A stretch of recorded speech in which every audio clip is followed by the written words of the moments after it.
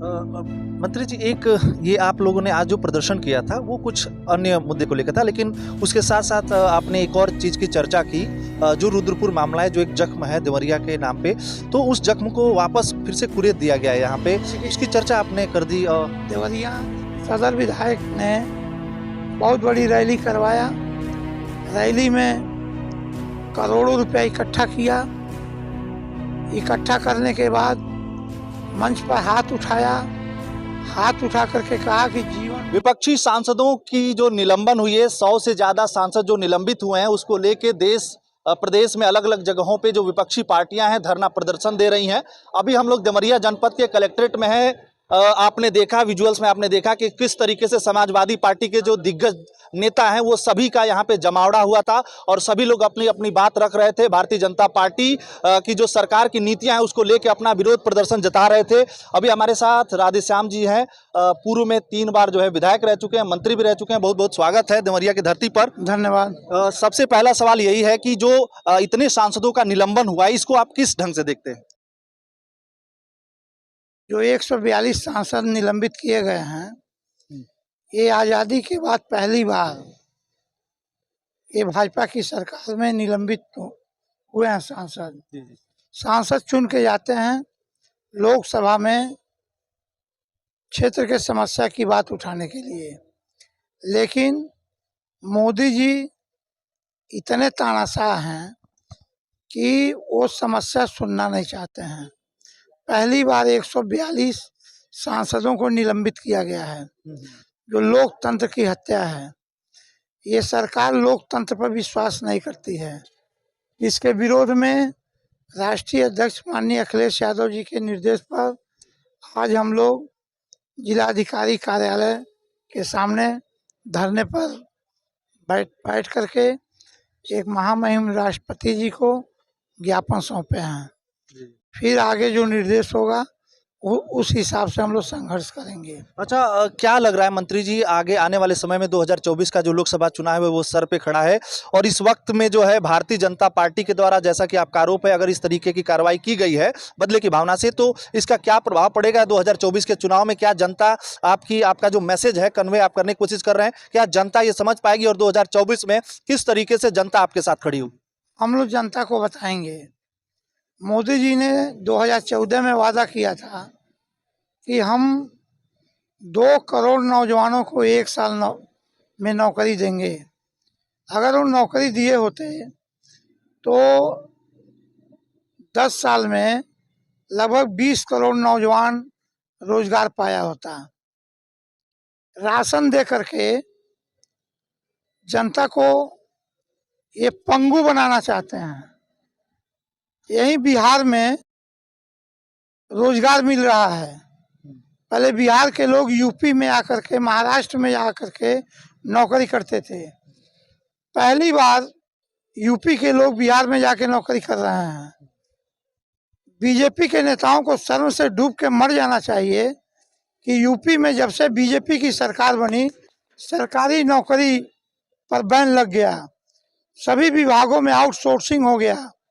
अब कोई कितना भी पढ़ेगा उसे सरकारी नौकरी नहीं मिलेगी। एक एक सरकारी विभाग को एक एक करके मोदी जी बेच रहे हैं। रेलवे से बढ़िया कोई विभाग नहीं था, रेलवे बिक गया। एक एक करके एयरपोर्ट बेचे, हवाई जहाज बेचे, LIC बेचे, सब एक एक करके बेच रहे हैं। और एक बार और आ जाएंगे तो ये संविधान को मानने वाले लोग नहीं हैं। जो बाबा साहब ने अधिकार दिया था संविधान के तहत आरक्षण का, जब सभी सरकारी कंपनियों को ये बेच देंगे तो आरक्षण का लाभ सरकारी कंपनियों में ही मिलता है। जब सब प्राइवेटकरण हो जाएगा तो कहीं भी ये लोग आंदोलन नहीं कर पाएंगे, कहीं ये लोग सरकारी नौकरी नहीं पाएंगे। इसलिए आने वाले कल में कहीं देश फिर गुलाम न हो जाए, इसके लिए हम लोग जनता को जगाएंगे। हम लोग समाजवादी लोग हैं, लड़ने में विश्वास करते हैं और जो कहते हैं उसको करने में विश्वास करते हैं। इसी देवरिया की धरती पर मोदी जी, योगी जी दोनों लोगों ने कहा था कि हम चीनी मिल चलवा देंगे। आज बिल्कुल। आज यही कलेक्टर के सामने 50 दिन से आंदोलन पर बैठे हैं बैतालपुर चीनी मिल के मजदूर। आंदोलन चल रहा है। अगर संवेदनशील जिलाधिकारी रहते तो समस्या सुनते और इसको खत्म कराते। ये लोग जो कहेंगे उसे करेंगे नहीं, और समाजवादी लोग जो कहते हैं उसे करते हैं। 24 में हम लोग मजबूती से इनके खिलाफ लड़ेंगे। मंत्री जी, एक ये आप लोगों ने आज जो प्रदर्शन किया था वो कुछ अन्य मुद्दे को लेकर था, लेकिन उसके साथ साथ आपने एक और चीज की चर्चा की, जो रुद्रपुर मामला है, जो एक जख्म है देवरिया के नाम पे, तो उस जख्म को वापस फिर से कुरेद दिया गया है यहाँ पे, उसकी चर्चा आपने कर दी। देवरिया इतने संवेदनशील आप जो है नेता। देवों की भूमि है। अभी अखबार में छपा है, अमर उजाला में मैं पढ़ा हूँ कि फतेहपुर के जो देवेश जी हैं, इस घटना के बाद सदर विधायक ने बहुत बड़ी रैली करवाया। रैली में करोड़ों रुपया इकट्ठा किया। इकट्ठा करने के बाद मंच पर हाथ उठाया। हाथ उठा करके कहा कि जीवन भर देवेश के परिवार की हम रक्षा करेंगे, सुरक्षा करेंगे, बच्चों को पढ़ाएंगे, लिखाएंगे, दवा कराएंगे और देखेंगे। उनके बहन का बयान है कि जो देवेश के छोटे भाई हैं अनमोल, पैसे के अभाव में अनमोल का इलाज मेडिकल कॉलेज में नहीं हो पा रहा है। आखिर में वो पैसा क्या हुआ? देवरिया जनपद की जनता जानना चाहती है सदर विधायक से कि वो जो पैसा वसूला गया देवेश के नाम पर, क्यों नहीं देवेश और अनमोल के नाम से जमा कर दिया गया, जिस पैसे से आज वो लोग अपना दवा कराते, इलाज कराते। वो पैसा क्या हुआ?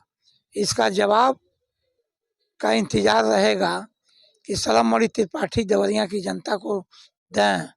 अगर देवेश और अनमोल को कहीं हम लोगों की ज़रूरत महसूस होगी तो हम लोग उनका इलाज भी कराएंगे, उन लोगों की मदद भी करेंगे। एक अंतिम सवाल मंत्री जी, क्या आप संतुष्ट हैं जो प्रक्रिया हुई, जिसको अपनाया गया, फिर जिस तरीके से मामले घूमे और जो न्याय मिला या नहीं मिला, आप कितना संतुष्ट हैं रुद्रपुर मामले में जो चीजें हुई उसको लेकर? हम लोग सरकार से संतुष्ट नहीं इसलिए नहीं हैं कि जो 6 लोगों की हत्या हुई, 6 लोग मरे थे, सबको 1-1 करोड़ रुपया सरकार दे दी होती गंभीरता से, न्यायिक जांच हो गया होता कि आखिर में प्रेम की हत्या क्यों हुई, कौन किया, अब फिर उसके बाद बदले की भावना से जो हत्या हुई वो क्यों हुई और किन किन लोगों ने किया।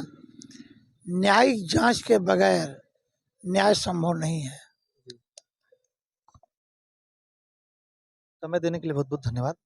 तो ये थे पूर्व में मंत्री रहे और 3 बार से जो है विधायक राधेश्याम सिंह जी। इनसे हमने 2 मुद्दों पे बात की। एक जो मुद्दा था वो बहुत ही गंभीर था, जो कि देवरिया जनपद के रुद्रपुर से जुड़ा हुआ है। उसको लेके शायद इन्होंने जैसा कहा 1-2 दिन पहले कुछ खबर छपी है, उसमें जो देवेश की बहन है उन्होंने कुछ बात रखी है अपनी की उनकी जो है दवा कराने के अनमोल को लेके वो जब मेडिकल कॉलेज गोरखपुर जाते हैं तो उसके लिए किराए भाड़े का इंतजाम नहीं हो पा रहा है। कहीं ना कहीं ये सब चीज़ें जांच का विषय है, देखने वाली चीज़ है। और जो लोग भी इस मामले में सहयोग करने के लिए कह रहे थे, कम से कम उनको सामने आना चाहिए, इस मामले में सहयोग करना चाहिए। इसके अलावा अन्य मुद्दे पर भी हमने बात की। ये बातचीत आपको कैसी लगी, इस पूरे मामले पर आपकी क्या राय है, वो कमेंट में हमें बता सकते हैं।